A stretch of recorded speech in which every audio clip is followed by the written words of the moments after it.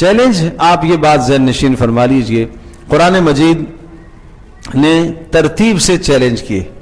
پہلا چیلنج کرتا ہے سورہ بنی اسرائیل میں، قُلْ إِنِ اجْتَمَعَتِ الْإِنسُ وَالْجِنُّ عَلَىٰ أَن يَأْتُوا بِمِثْلِ هَذَا الْقُرْآنِ وَلَوْ كَانَ بَعْضُهُمْ لِبَعْضٍ ظَهِيرًا.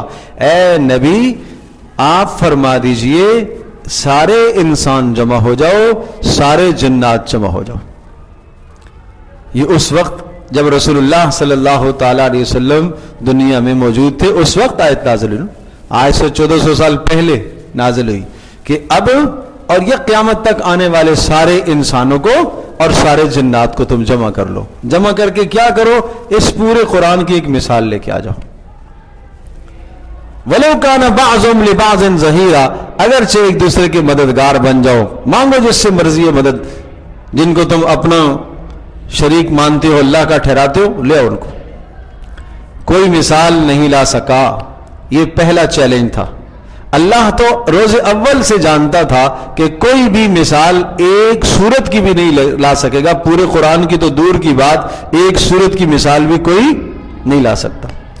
دوسرا چیلنج آیا سورہ ہود کے اندر، ام یقولون، یہ لوگ کہتے ہیں افطرا ہو. اگر انہیں شک شبہ ہے کہ محمد رسول اللہ نے اپنی طرف سے کلام گڑھ لیا، بنا لیا، تو ان سے کہہ دیجئے فَأْتُوا بِعَشْرِ سُوَرٍ مِثْلِهِ مُفْتَرَيَاتٍ، 10 صورتیں اس قرآن جیسی صورتوں کی 10 صورتیں بنا کے لے آؤ. پہلا چیلنج کتنا تھا؟ پورا قرآن لے آؤ. اب کتنا ہلکا کر دیا کام، 10 لے آؤ. اور پہلے تھا کہ کس کو جمع کرنا ہے؟ جنوں اور انسانوں کو. اب کہا وَادْعُوا مَنِ اسْتَطَعْتُم مِّن دُونِ اللَّهِ، جس کو جمع کر سکتے ہو. انسانوں اور جنوں پر انحصار نہیں ہے. اگر تم پتھروں کو لا سکتے ہو، مورتیوں کو لا سکتے ہو، بتوں کو لا سکتے ہو، جن سے تم مدد حاصل کر سکتے ہو کر لو. نہیں لا سکو گے. اور تیسرا چیلنج آیا ہے، یہ تیسرا چیلنج پھر جا کے آیا ہے کہ ام یقولون افترا، سورہ یونس میں.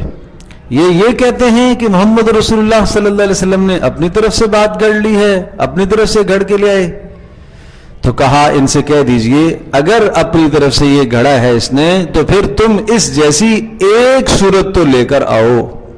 وَادْعُوا مَنِ اسْتَطَعْتُم مِّن دُونِ اللَّهِ، اور اپنے ساتھ پوری دنیا کے انسانوں کو، جنات کو، حیوانوں کو، جس کو جمع کر سکتے ہو لے آؤ، ایک صورت لے آؤ. یہ تیسرا چیلنج آیا ہے سورہ یونس میں. اور پھر چوتھا چیلنج یہ ہے کہ وَإِن كُنتُمْ فِي رَيْبٍ مِّمَّا نَزَّلْنَا. اب وہ بات تو نہیں کہتے نہیں بھائی یہ تو نہیں ہو سکتا کہ اس نے اپنی طرف سے گڑھا ہے. عجیب باتیں تھی، عجیب باتیں. پہلے ایسا ہوتا یہ تھا کہ جب قرآن نازل ہو رہا تو مشرکین کہنے لگے ان ھذا الا اساطیر الاولین، یہ تو گزشتہ لوگوں کی کہانیاں ہیں، اس میں کون سا کمال ہے.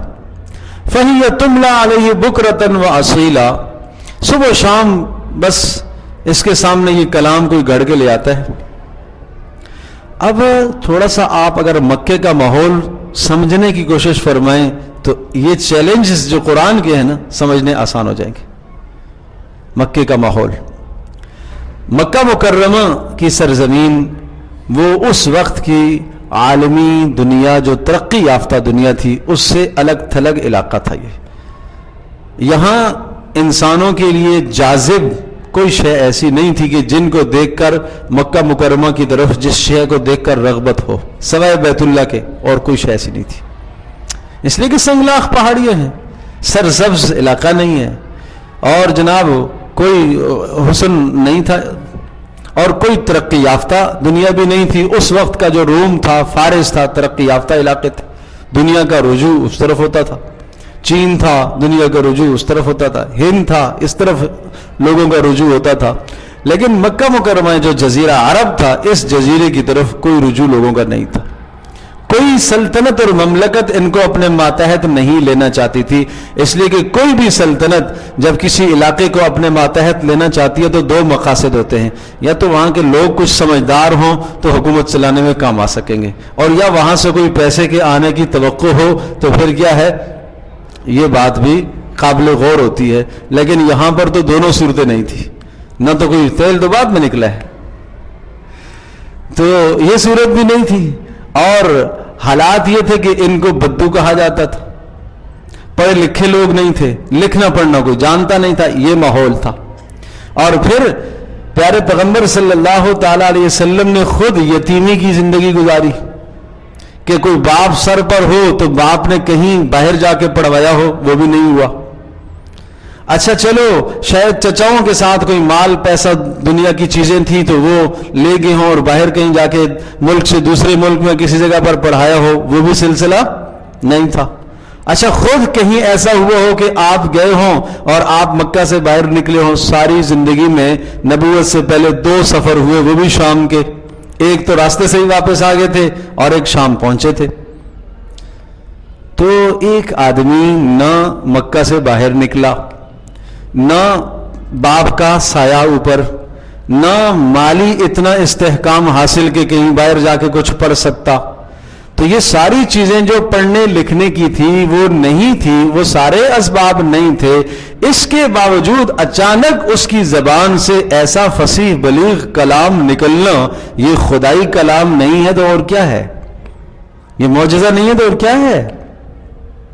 اور پھر وہ لوگ جو رسول اللہ صلی اللہ علیہ وسلم کے سامنے تھے عرب کے, وہ بھی اپنے زمانے کے عربی زبان پر عبور رکھنے والے چوٹی کے لوگ تھے, اور ان کی مہارت کا یہ حال تھا کہ ایک ایک مجلس میں کئی شعر بول دیتے تھے.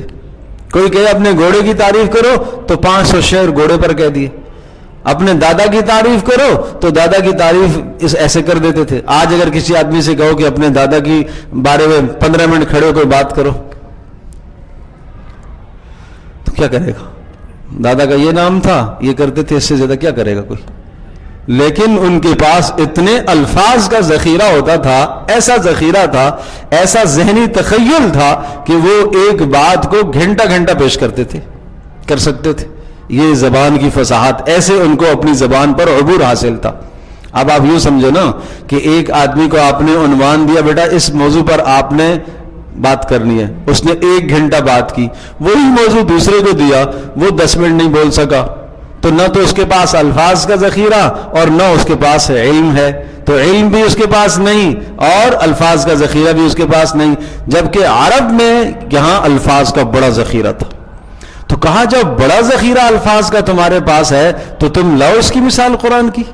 تم کہتے ہو کہ اپنی طرف سے بنا کے لایا ہے, تو لاؤ اس کی مثال کہ محمد رسول اللہ صلی اللہ تعالی علیہ وسلم کی زبان سے نکلا ہوا کلام آخر تمہارے کلاموں سے فائق کیوں ہو رہا ہے کہ تمہارے بڑے بڑے رؤساء وہ سارے عاجز آگے, شعراء عاجز آگے, اور سب نے کلام اور شعر کہنا سننا چھوڑ دیا, یہاں تک کہ راتوں کو چھپ کے آ کے سنتے تھے, رسول اللہ کا قرآن سنتے تھے. پھر کہنے لگے نہیں ایک لڑکا آتا ہے وہ اس کو سکھاتا ہے. اچھا وہ کون لڑکا ہے؟ وہ ایک اجمی لڑکا ہے, وہ اس کو سکھاتا ہے. اللہ اکبر. قرآن کہتا ہے لسان الذی یلحدون فی الیہ, یہ کیا باتیں کرتے ہو تم کہ جس لڑکے کی طرف تم منسوب کرتے ہو کہ وہ آ کر اس کو سکھاتا ہے, وہ تو اجمی, اور یہ قرآن کتنی فصیح اور بہترین عربی. تو کیا یہ کوئی بات عقل میں آنے والی ہے؟ یہ ایسا اب تم کہو کہ جناب اردو کا کوئی ماہر ہو اور علامہ اقبال کا شعر ہو, جناب مرزا غالب یا فلاں اور فلاں, آپ وہاں کہو کہ جناب وہ فلاں آدمی نے اس کو سکھایا ہے, لیکن وہ کون ہے؟ اس کو تو اردو بھی نہیں آتی, لیکن سکھایا اسی نے ہے. تو لوگ تو تمہارا ہی مذاق اڑائیں گے کہ بھائی کیا کر رہے ہو بات, کوئی ایسی بات تو کہو کہ تک پہ تو آئے. تو جب انہوں نے یہ باتیں کہنا شروع کر دی تو اپنے ہی مذاق اڑانے لگ گئے کہ یہ کیسی بات کر رہے ہو یار, ایک اجمی لڑکا ایسے کلمات بول سکتا ہے کہ جن کلمات کو ہم نہیں کہہ سکتے وہ اجمی لڑکا بول سکتا ہے جس کو زبان ہی نہیں آتی ہماری. تو اس قسم کے یوں سمجھیے کہ جب ماننا نہ ہو تو پھر آدمی 1000 بہانے لے آتا ہے. اس قسم کے بہانے مشرکین کر کے لاتے تھے اور قرآن کی مخالفت کرتے تھے. تو کہا کہ دیکھو اگر تمہیں ادنا سا بھی شک ہے کہ محمد رسول اللہ صلی اللہ علیہ وسلم جو کلام لے کر آئے ہیں, تو اگر تمہیں شک ہے کہ اس نے اپنی طرف سے گڑھا ہے تو اس کی مثال لے آؤ.